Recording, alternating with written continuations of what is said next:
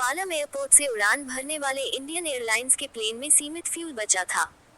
Flight के captain को यह आभास हो गया था कि अब ये फ्लाइट कभी बंबई नहीं पहुंच पाएगी। वहीं हाईजैकर्स इस प्लेन को लीबिया ले जाना चाहते थे। प्लेन के खत्म होते फ्यूल और हाईजैकर्स की जिद के बीच आगे क्या हुआ? आज से करीब 48 साल पहले दिल्ली के इंदिरा गांधी इंटरनेशनल एयरपोर्ट को पालम एयरपोर्ट के नाम से पहचाना जाता था। तब आईजीआई एयरपोर्ट पर सिर्फ एक ही टर्मिनल था, जिसे आज टर्मिनल 1 के नाम से पहचानते हैं। उस समय इस टर्मिनल की पहचान पालम एयरपोर्ट के नाम से थी। ये बात 10 सितंबर 1976 की है। इंडियन एयरलाइंस का प्लेन 83 यात्रियों के साथ पालम एयरपोर्ट से मुंबई के लिए उड़ान भर चुका था। उड़ान भरने के कुछ समय बाद अचानक एक एक कर 6 युवक खड़े हुए। इसमें से कुछ कॉकपिट की तरफ बढ़ गए और कुछ थोड़ी थोड़ी दूरी पर जाकर खड़े हो गए। कोई कुछ समझ पाता, इससे पहले 2 युवक कॉकपिट में घुसने में कामयाब हो गए और उन्होंने प्लेन के दोनों पायलट की कनपटी पर पिस्तौल तान दी। इसके बाद कॉकपिट के बाहर खड़े युवकों ने भी अपने हथियार बाहर निकाल लिए और हाईजैक हाईजैक चिल्लाने लगे। इन युवकों के हाथों में पिस्तौल देख और हाईजैक की बात सुन पूरे प्लेन में हड़कंप मच गया। इधर कॉकपिट में मौजूद हाईजैकर्स ने कैप्टन बीएन रेड्डी और को पायलट आरएस यादव को प्लेन लीबिया की तरफ ले चलने का फरमान सुना दिया, जिस पर कैप्टन बीएन रेड्डी ने हाईजैकर्स से कहा कि उनके पास सिर्फ दिल्ली या जयपुर पहुंचने तक का ही फ्यूल है। इस बीच कैप्टन बीएन रेड्डी ने हाईजैकर्स से पूछना चाहा कि तुम लोग चाहते क्या हो। हाईजैकर्स ने इस सवाल के जवाब में सिर्फ इतना कहा कि तुमसे जो कहा जाए सिर्फ उतना करो।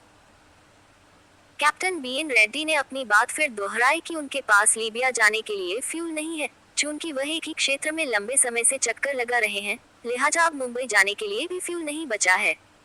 लीबिया जाने के लिए उन्हें फ्यूल के साथ साथ एयर मैप और एटीसी कंट्रोल सपोर्ट की जरूरत भी होगी।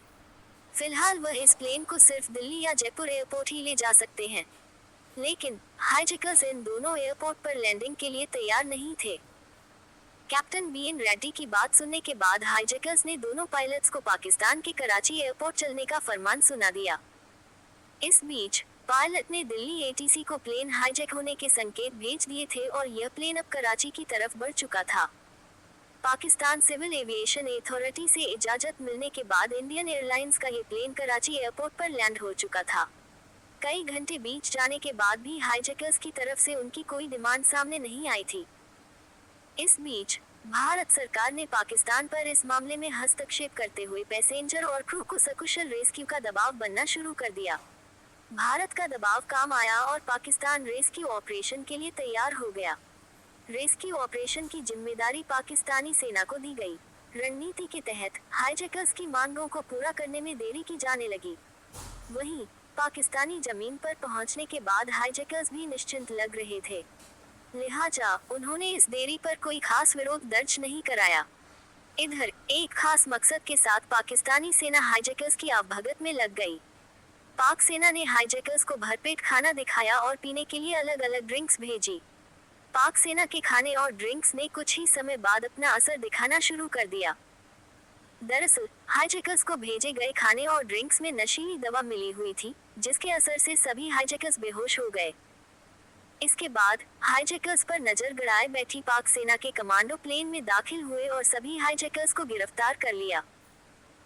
गिरफ्तारी के बाद इन हाईजैकर्स की पहचान एम हसान राठौर, सैयद अब्दुल हमीद दीवानी, अब्दुल राशिद मलिक, सैयद एम रफीक, ख्वाजा गुलाम और गुलाम रसूल के तौर पर हुई। ये सभी कश्मीरी आतंकी थे।